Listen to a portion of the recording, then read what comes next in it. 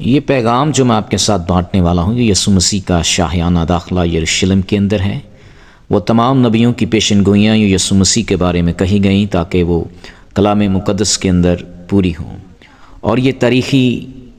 داخلہ ہے خداوند یسوع مسیح کا۔ نہ آج تک کسی کے ساتھ ایسا ہوا اور نہ دوبارہ کبھی ہوگا،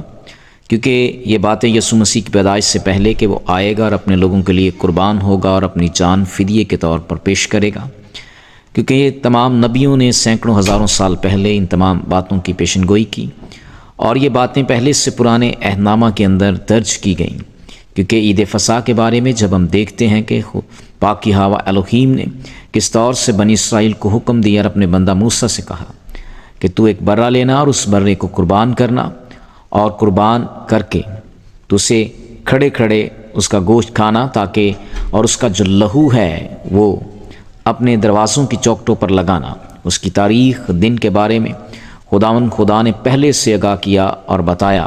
اور اسی طور سے بنی اسرائیل نے خدا کے اس الہام اور کلام پر عمل کیا اور اس برہ کے لہو کو لے کر اپنے دروازے کی چوکٹوں پر لگایا، اور لگا کر اس موت سے اپنے آپ کو آزاد کیا، اور تاکہ وہ اس موت سے رہائی پائیں اور آزاد ہوں۔ اور اس رسم کو خداوند یسوع مسیح کے بطور اس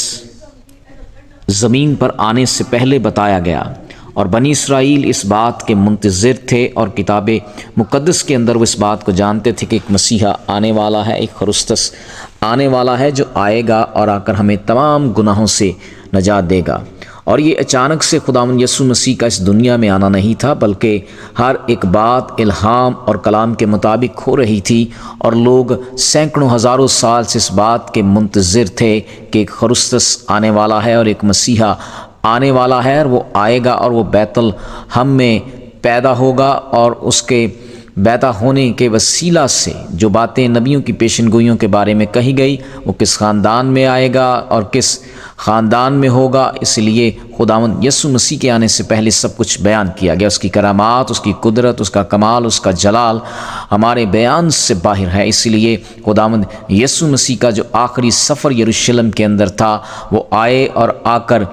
اسی طور سے جو نبیوں کی پیشن گوئیوں کے مطابق کہا گیا تھا، اس طور سے اس یروشلم کے اندر داخل ہوئے۔ پہلے بھی وہ یروشلم کے اندر آتے تھے، لیکن اس بار ان کا یروشلم کے اندر آنا آخری بار تھا، اور اس بات کے لیے وہ تیاری تھی کہ تاکہ وہ اس یروشلم کے اندر آئیں اور اس تاریخ، دنوں اور الہام اور کلام کے مطابق وہ تمام باتیں پوری ہوں جو پہلے سے خداوند یسوع مسیح کے بارے میں کہی گئی۔ اس لیے خداوند یسوع مسیح نے اپنے آپ کو اس طور پر شاہیانہ داخلے پر پیش کیا، اور اسی تاریخوں کے مطابق جو بائبل مقدس میں بتایا گیا تھا۔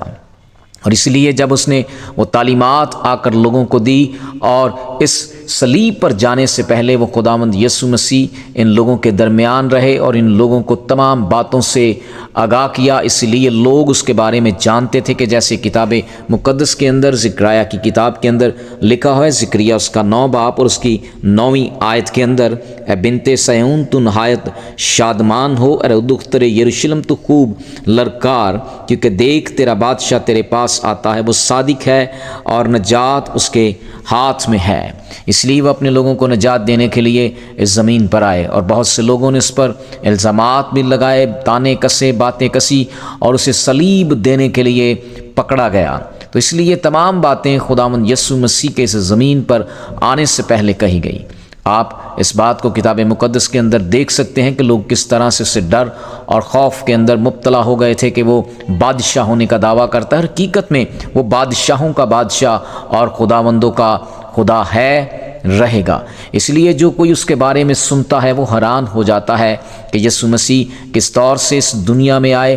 اور رہے، اور جتنے لوگوں نے اس کے بارے میں سنا ہے، پڑھا ہے، اس کے بارے میں لکھا ہے، آج تک وہ تمام زندگیاں اس طور سے یکسر تبدیل ہوئی ہے، کیونکہ خداوند یسوع مسیح ایک ایسی ہستی ہے جس نے آ کر اپنے لوگوں کے لیے اپنا لہو بہایا، اور اپنے لوگوں کے لیے لہو بہا کر صلیبی موت کو گوارا کیا، اور اس صلیبی موت پر اپنی جان دی، جو کہ دنیا کی تاریخ کے اندر ایک بڑی حقیقت ہے۔ اور آج تک جو کوئی بھی اس پر ایمان لے کر آیا ہے، اس کے کلام کو پڑھا ہے، اس کے کلام میں سے سنا ہے، یکسر اس کی زندگی تبدیل ہوئی ہے اور لوگ اس پر ایمان لے کر آئے ہیں تاکہ